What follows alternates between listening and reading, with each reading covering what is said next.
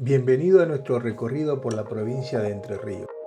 Hoy vamos a explorar algunos de los puntos turísticos poco conocidos. Comenzamos nuestro viaje en Colonia Hooker. Bueno, aquí estamos en Colonia Hooker, es cerca de Colón, Entre Ríos, en el almacén de Don Leandro. Es un almacén antiquísimo, un lugar digno de visitar, un pueblito que no debe tener 50 habitantes, pero hay 100 personas comiendo. Está atendido por sus dueños, Don Leandro y su señora. Increíble, un lugar que no se puede dejar de visitar.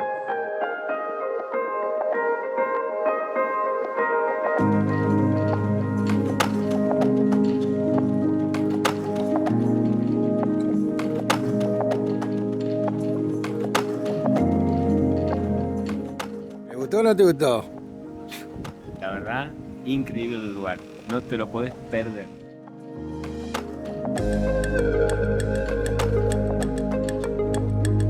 Estamos en Colonia Hooker. ¿Cuántas cuadras son? Y esto debe ser una colonia que no puede tener más, ahora hablando en serio, no puede tener más de 10 manzanas, más o menos.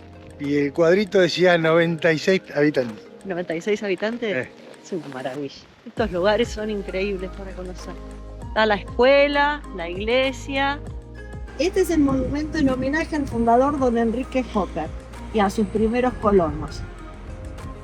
El centenario 1885-1985 y la iglesia es del 1909. Desde Colonia Hooker y a solo 28 kilómetros nos dirigimos al almacén de Franco. Estamos en el almacén de ramos generales Franco y hoy nos van a contar la historia de este lugar que realmente es apasionante. Un pedazo de la historia argentina. Camino Real unía dos localidades y era el único que se podía transitar. Unía Colón con Villaguay. O sea que los demás tenemos que remontarnos a una época que no había autos, solo carro, caballo, sulky para moverse, ¿no es cierto? Bueno, descendiente de los inmigrantes que trajo Urquiza, suizos, franceses y piamonteses. Así que primero se instalan lo que es la colonia San José, que era la colonia madre, y como todos tuvieron muchos hijos, fueron desprendiendo, digamos, la próxima generación necesitó otros lugares para ubicar, para instalarse, y así surgen las distintas zonas rurales. Se empieza a poblar en 1887, antes que Villa Elisa. El almacén se instala acá, ya le dije, porque acá pasaban los carros, caballos, sulky, y por esas cosas de la vida quedó original. Yo creo que porque tenía que ser. Bueno, lo hace el abuelo siendo muy joven, el abuelo Antonio, que es el que hace todo, y después lo continúa su viuda, después lo sigue mi suegro, y un día lo hereda mi marido. Mi marido toda la vida fue camionero, o sea, trabajó en camión, nunca no tenía ni idea, más que servir algún vino, nada más que eso. Bueno, pero le tocó. Cuando lo hereda él, empieza Silvana a trabajar conmigo, las mujeres somos revoltosas. Nos ponemos a revolver, encontramos 2 baúles llenos de documentación. Y así que ahí encontramos toda la historia del almacén, desde el acta de nacimiento hasta la actualidad. Bueno, si ustedes miran, atrás de la puerta está el libro de quejas. Bueno, si alguien lo quiere usar, Allá colgado. acá van a encontrar, por ejemplo, el primer contrato del almacén que se hace para que empiece a funcionar en el año 1907. Bueno, esta es la libreta del voto cantado de los conservadores del año 1904. O sea, segunda presidencia Roca y Joaquín B. González. El abuelo vota en 1904 y 1908. Tenemos la libreta de enrolamiento que tiene el número 87. O sea, anterior a la ley se empeña. Quiere decir que ese enrolamiento se empieza a partir de Entre Ríos. Si no, no tendría el número 87 de documento, ¿no es cierto? Fotos de la familia, los abuelos vinieron de Piamonte, siendo franceses. Acá pusimos todo lo que era referente a la iglesia. Porque, ¿qué pasa? Tenemos que ver esa parte, cómo lo importante que era en esa época la parte de religión, ¿no es cierto? Bueno, otra cosa para acordarnos, por ejemplo, la libreta de la caja de ahorro. Bueno, yo tengo, una de esas es mía, y tengo una historia con eso, porque yo iba a la escuela y la maestra me retaba porque mi papá no me daba plata para la estampilla, porque me decía que es una estafa. Y una de esas, claro, y la maestra me retaba porque no ponía estampilla. Y entonces tengo una estampilla, la necesaria, para que me dejen entrar aquí. Bueno, en la lencería de las chicas, acá van a ver, muy erótica ella, tenemos los corsés, las combinaciones, las enagua, la enagua. No me acordaba, La combinación. Y acá tenemos todo lo que usaban los bebés y que había que lavar y planchar y tener blanquito. De pañales. Pañal fino, pañal grueso, chiripán, bachegón, 5 cosas, 6. Acá funcionó que era muy importante la estafeta postal. ¿Por qué era importante? Porque el correo permitía la comunicación con los familiares, con el negocio, todas las cosas, con las otras personas, ¿no es cierto? Con los familiares que estaban cerca. De esa época nos quedó como algo histórico el libro El Plan Quinquenal. Del año 1950 quedó en el correo. Bueno, esto es para que pensemos nosotros. El primer impuesto que paga el almacén en el año 1907. Se pagaba un solo impuesto cada 6 meses y durante 35 años siempre se pagó el mismo importe. Acá tenemos, por ejemplo, boleadora de los charrúas que hemos encontrado acá. Nos habla la presencia de originario, esas 2 bolas de boleadora. Bueno, las tabas, ustedes van a ver los objetos, y decir, las ventosas, las famosas ventosas. Bueno, plata, que los argentinos tenemos de todos colores y cero. Bueno, y el polvo de arroz, las chicas tenían que ser bien blanquitas. Entonces, bueno, trataban de salir lo menos posible al sol y después se pasaban el polvo de arroz para ser blanca. El almacén nace, la sociedad que se hace, nace el 1 de junio de 1907. Y se hace una sociedad para que empiece a funcionar. Una que sería una sociedad de capital y trabajo. 1 de junio de 1907. El primer señor, Juan Pons, es el que compra el terreno acá y construye este local con esta estantería. Acá lo tenemos Alberto Bazón, es el que le pone la mercadería al mayorista. Ese año viene el tren a Villa Elisa. ¿Entienden? Entonces todo como que se va armando, ¿no es cierto? Bueno, así que el Bazón era el que ponía la mercadería. Miren qué grande que firma, el que ponía la plata. Bueno, y en el año 10, esta es la copia de la escritura, esto está hecho a mano, y el 5 de noviembre del 10. Mirá lo que es esta caligrafía, está todito hecho a mano. Es perfecto. Pero el abuelo queda debiendo 12.823 pesos, que era mucho, y por esa deuda paga el 5% anual.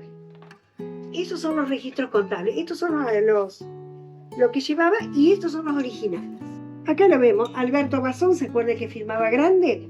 Acá ingresó mercadería por 9.500 pesos y de esa época hay anotaciones con lápiz de mina que se conservaron. Ojo, ojo, ojo. Así, ¿no? Bueno, a fin de año tenemos algo así como 13.000 pesos del aporte de ese socio. Y el abuelo quedó debiendo 12. Quiere decir que quedó debiendo toda la mercadería, ¿no es cierto? Claro. Bueno, pero vemos la contabilidad, los Excel del abuelo le funcionaban perfecto. Las primeras ventas, ¿qué vendía y a quién le vendía? Bueno, fíjense ustedes cómo están los originales. Nosotros ya hace más de 12 años que los mostramos. Bueno, el diario número 1, 1907, Antonio Franco y compañía. Bueno, miren lo que vendió el abuelo. Al primero le vendió todo para trabajar a un señor Gaspar de apellido. Todos descendientes suizos, franceses. Bueno, 4 pares de bisagra, tornillos, un rebozo de algodón, un hacha de mano y 5 kilos de maíz. Al segundo le vendió 4 litros de vino, un litro de caña y 2 paquetes de vena. Bueno, acá lo tenemos a los muchachos el 25 de mayo de 1910. Esta ventana que ustedes ven acá es esa. Está tomada del lado de afuera la foto. Bueno, y fíjense las caritas que tienen los abuelos. Están jugando al truco. Mirá la carita que tiene y acá está con los naipes, ¿no es cierto? Este está tomando y acá también tiene los naipes. Este tiene botella, cigarrillo, naipe y revólver. Nosotros decimos que son los que ganaron, ¿no? Bueno, acá hay un gringo, le digo yo también, ¿no? Que está enojado y dio vuelta al rebenque. Pero fíjate el detalle de la bota, ¿no? Y fíjense los dos últimos, parece que se sostienen del vaso, ¿vieron? Re copeteados, ¿sí? Bueno, este es el abuelo Franco. Nosotros decimos que está fresco porque tiene que cobrar. Es el dueño, ¿no? Bueno, ¿y saben una cosa? Este es el primer cliente. Están los abuelos festejando el centenario de la patria juntos. Yo, mi abuelo, me acuerdo una vez de haberlo visto, un viejito que me abrazaba y yo no sabía quién era. Y mi papá me decía, tu abuelo. Bueno, o sea que me enteré ahora, después de la foto, quién era, que era él, digamos. Así que están los dos abuelos festejando el centenario de la patria juntos. Pasa el tiempo, el almacén sigue abierto, sigue funcionando. Pasan 100 años. Roberto, que nunca estuvo relacionado, ya le dije, con el almacén, de pronto le tocó heredarlo, que sus hermanos partieron joven.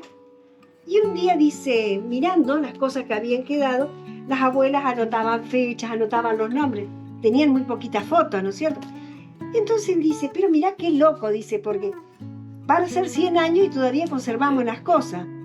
Y entonces, ¿qué hace? Como sabía quiénes eran ellos, empieza a buscar los nietos. Y entonces, el 25 de mayo del 2010, sin pensar nunca que íbamos a trabajar con turismo, la repetimos a la foto. Tenemos la misma ventana, y la mesa también la conservamos, y cada nieto está ubicado donde hace 100 años estaba su abuelo. Wow. Qué bueno. Se cambió, ya te digo, eso fue en mayo y en julio empezamos a recibir turismo. Se cambió el revólver por el celular. Claro. Los sombreros por los jeans. ¿Rueda de luna qué? Alpargatas, rueda de luna. ¿Dice ahí? Amigo, ¿dónde ibas a llevarme ahora? A Colonia Liebig, donde está el frigorífico, ex frigorífico Liebig, famoso frigorífico de la provincia de Entre Ríos.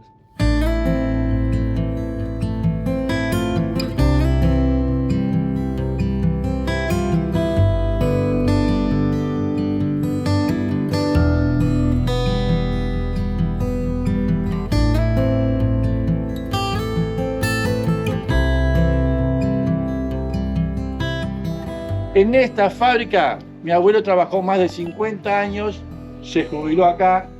Mi padre nació en Pueblo Liebig, trabajó en la fábrica y yo ya soy la tercera generación trabajando acá. Con la particularidad que a mí me tocó la parte más fácil, digamos. Yo camino y cuento historia, nomás no cómo trabajaba mi abuelo y mi padre. Después de generación alguno tiene que entrar. Este lugar se tiene una declaratoria nacional como monumento histórico nacional. Con la particularidad que ahora las declaraciones de Monumento Histórico Nacional se van segmentando de acuerdo al origen. Como esto era una industria, se plantea como patrimonio industrial de la nación, tanto la fábrica como el pueblo. Su historia se remonta al siglo XIX, cuando existía acá un saladero. De hecho, había muchos saladeros en la zona. Era el establecimiento donde se aprovechaba todo lo que tenía que ver con el ganado. El cuero, la grasa y la carne. Se hacía un procedimiento para salarlo y conservarlo.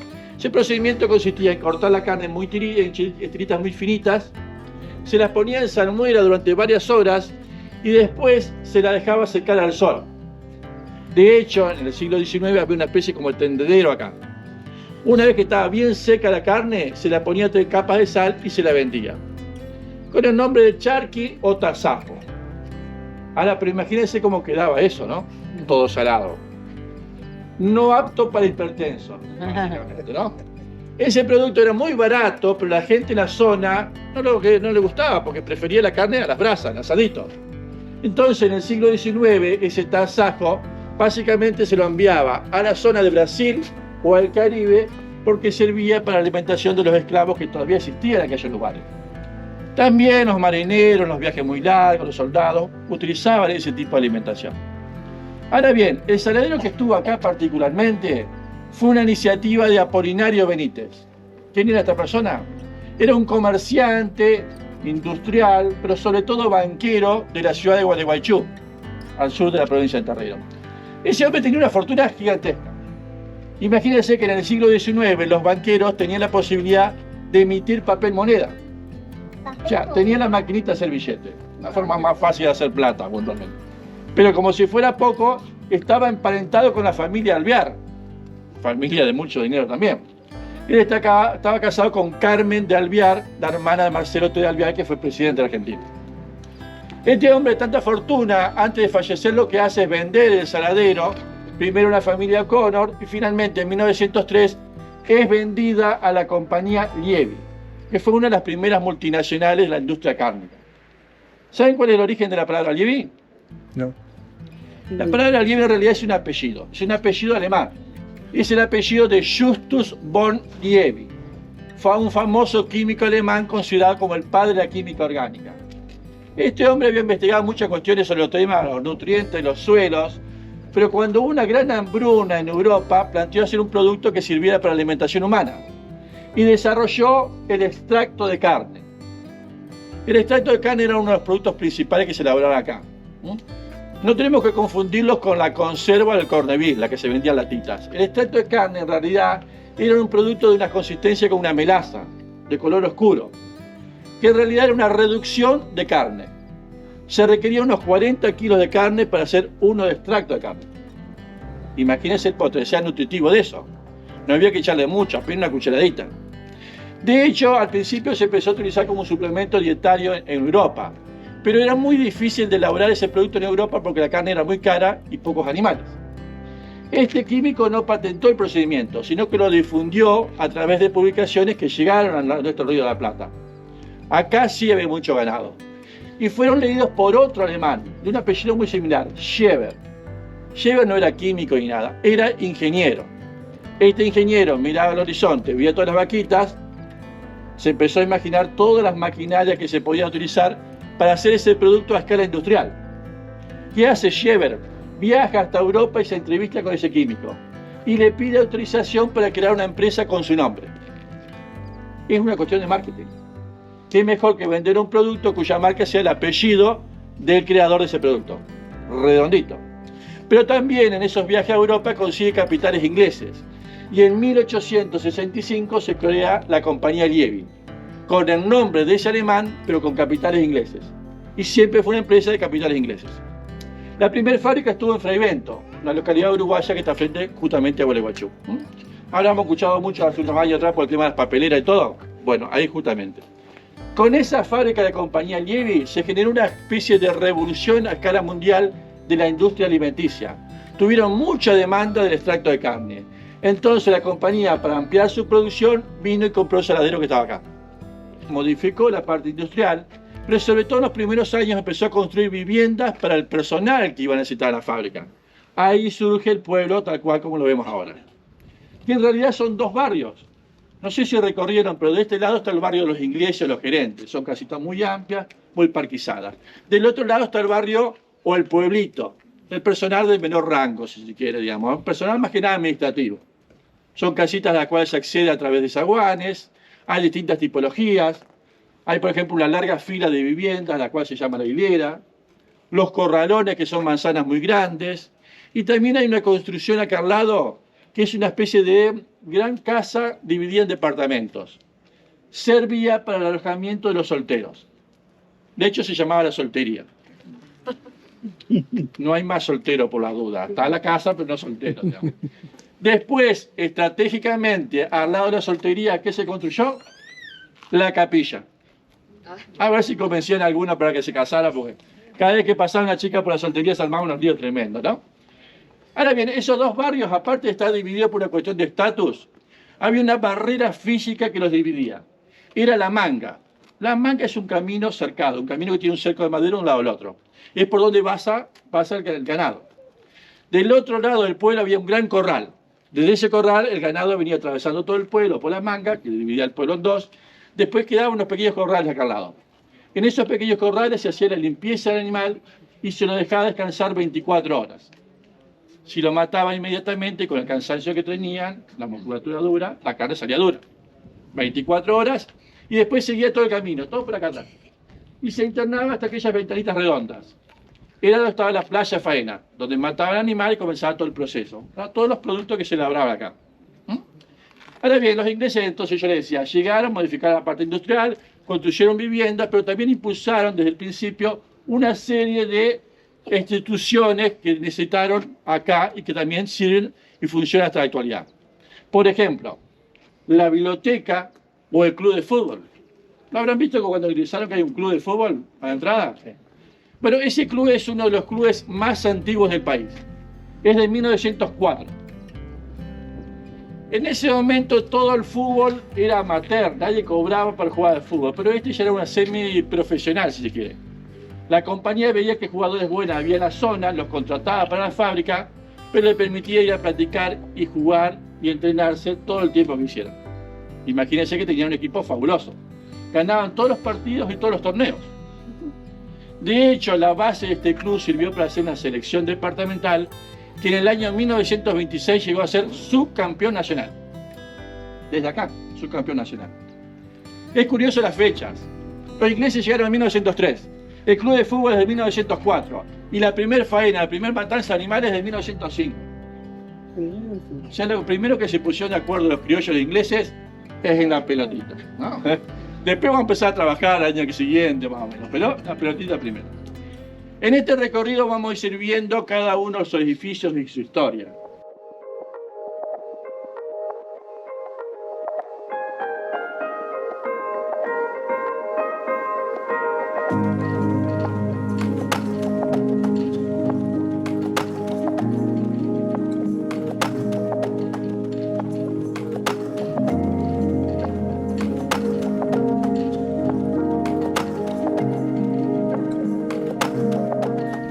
Esta estructura era la que unía este pabellón, que era la sala de bomba.